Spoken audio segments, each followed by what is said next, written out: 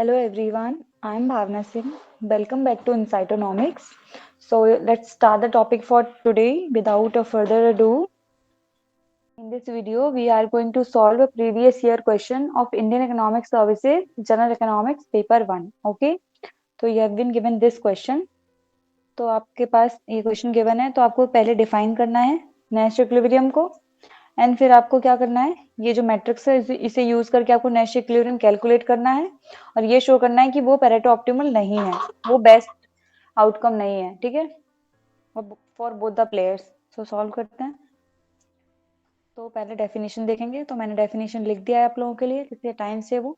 तो nest equilibrium का definition क्या होता है, दैट इट रिप्रेजेंट्स और it refers to the set of strategies of both the player where both players are doing their best given the strategy of each other.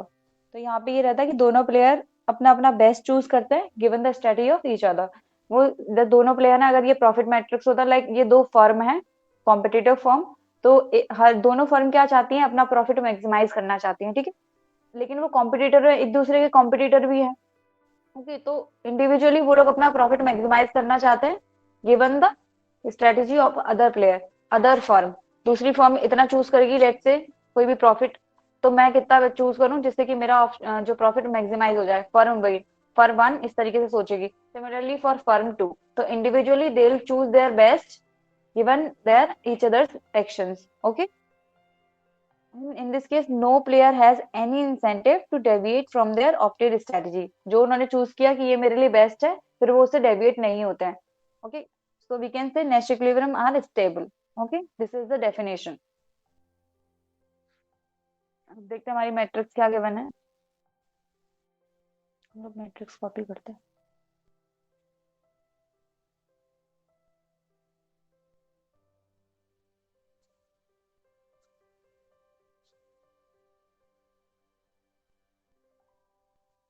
Ten ten.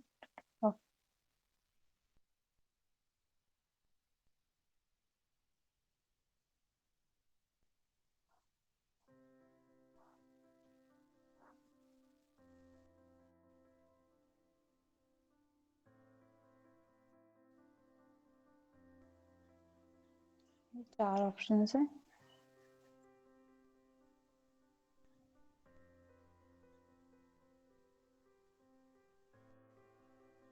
okay. ये late से ये player 2 है, तो उसकी strategy, इसको B बोलते हैं, player B. Okay, तो इसकी एक स्ट्रेटेजी B1 B2। ये है प्लेयर ए, तो उसकी दो स्ट्रेटेजी हैं A1 और A2। मतलब यहाँ पे ये है कि प्लेयर ए है, उसके पास दो ऑप्शन है कि वो A1 भी चूज कर सकता है, B2 चूज कर सकता है। Similarly player B B1 choose कर सकता है, B2 चूज कर सकता है। तो गिवन दीज ऑप्शन, वो कौन सा चूज करे जिससे कि वो अपना बेस्ट चूज करे, उसको जो भी आउटकम है वो मैक्सिमाइज हो जाए, ठीक है। एंड अभी हमें देखना है कि ये क्वेश्चन में क्या है। ये प्रॉफिट मैट्रिक्स है। ओके, प्रॉफिट मैट्रिक्स पे ऑफ फंक्शन है दोनों प्लेयर का, मतलब यहाँ पे हमें वो ऑप्शन चूज करना है जिससे जो फर्म है उनका प्रॉफिट मैक्सिमाइज हो। ये दोनों प्लेयर है, इनका प्रॉफिट जो है मैक्सिमाइज हो, वो ऑप्शन चूज करना है। बट नेक्स्ट इक्विलिब्रियम कैसे कैलकुलेट करते हैं कि पहले लेट से कि प्लेयर ए की ए स्ट्रेटजी गिवन है, प्लेयर ने सोचा है कि वो A1 चूज करेगा। अब देखते हैं कि प्लेयर बी B1 चूज करता है या B2 ऑप्ट करता है। तो player, let me use different colour, player A1 का डिसाइड है कि वो A1 ही चूज करेगा, 10 और 0। अब प्लेयर बी B1 चूज करेगा B2। So given the strategy of player A as A1, B1 choose करेगा। उसके पास दो ऑप्शन है कि 10 चूज करे या 12। तो वो क्या करते हैं, इंडिविजुअली अपना बेस्ट चाहते हैं, तो 12 ज्यादा है।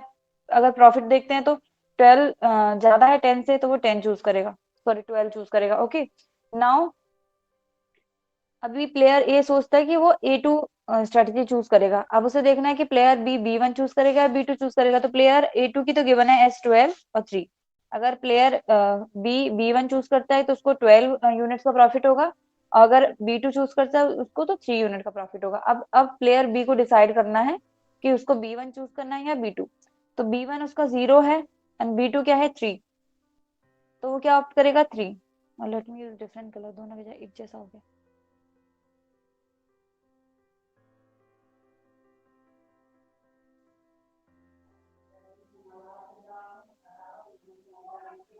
सो जब A1 थी तो प्लेयर ने क्या चूज किया, ये 12। ओके,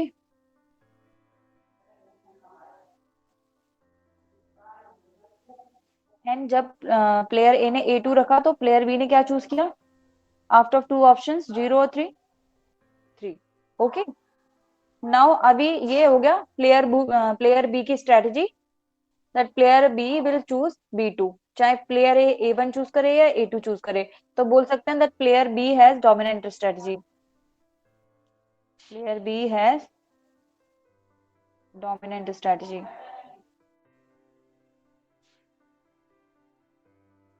इसका मतलब ये है कि जो प्लेयर बी की स्ट्रेटजी है वो उसके लिए बेस्ट है, ऑप्टिमल है, regardless of the strategy of player ए। चाहे प्लेयर A1 चूज करे या A2 चूज करे, प्लेयर बी तो B2 ही चूज करेगा क्योंकि ये उसके लिए बेस्ट। ओके, दोनों ही सिनेरियो में, ठीक है।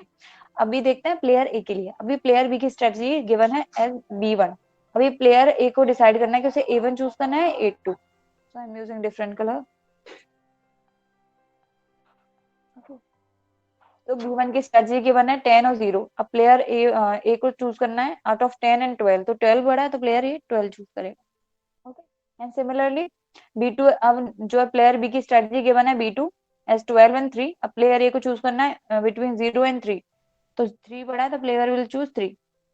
Okay, so in this case you will gate equilibrium at this matrix, जहाँ पे दोनों ग्रीन और रेड दोनों, मतलब प्लेयर बी और प्लेयर ए की स्ट्रेटजी कोइंसाइड करती है। So you will get Nash equilibrium at A2 and B2, that is 3 comma 3. Okay, this is the strategy. And in this case player 1, like player B has dominant strategy, similarly player A also has dominant strategy.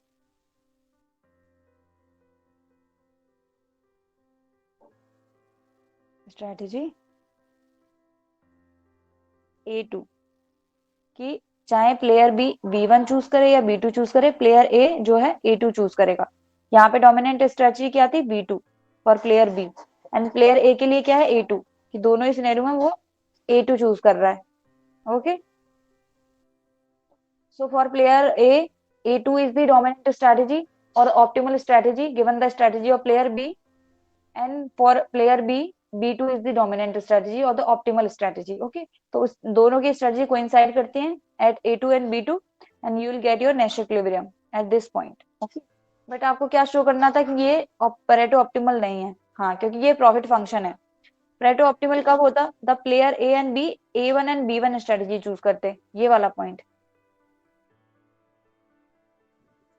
10-10, क्योंकि 10-10 3 से बड़ा है, दोनों को ज्यादा profit होता है, ये प्रॉफिट मैट्रिक्स है।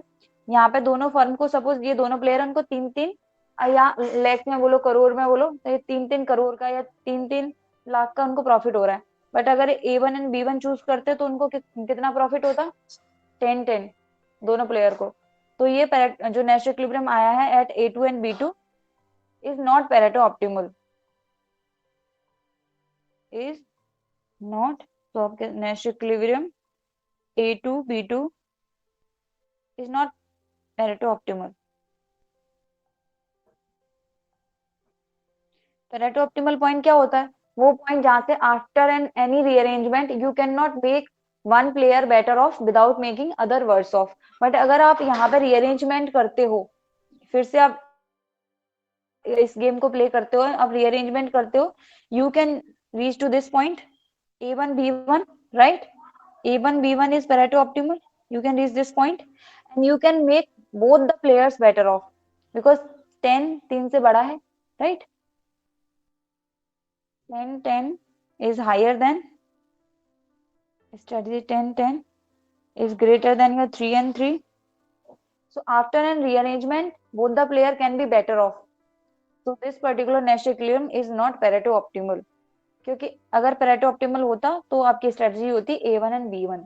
अगर आप A1 B1 में कोई अरेंजमेंट करते हो तो एक भी मैट्रिक्स ऐसा नहीं है जहाँ पे आप उससे बेस्ट ऑप्शन पे पहुंच पाओ, okay, without making any one worse off. So in this case, your Nash equilibrium is not Pareto optimal because after a rearrangement, both the player can be made better off. तो हम लोगों ने show कर दिया कि ये Pareto optimal नहीं है. आपकी पेरेटो ऑप्टिमल स्ट्रेटजी थी A1 एंड B1. उसके यहाँ पे कोई भी रीअरेंजमेंट नहीं हो सकता. Okay, so we have solve this question. I hope आप लोगों को क्लियर हुआ होगा. We are done with this. Thank you so much for watching our content. If you find it helpful, make sure to like, share, and subscribe our channel. And if you had any queries and observations, please do let us know on our comment section. And you can also join us on our Telegram channel where we'll upload all the links of the YouTube videos and also provide the PDFs and important book notes with respect to economics. Thank you.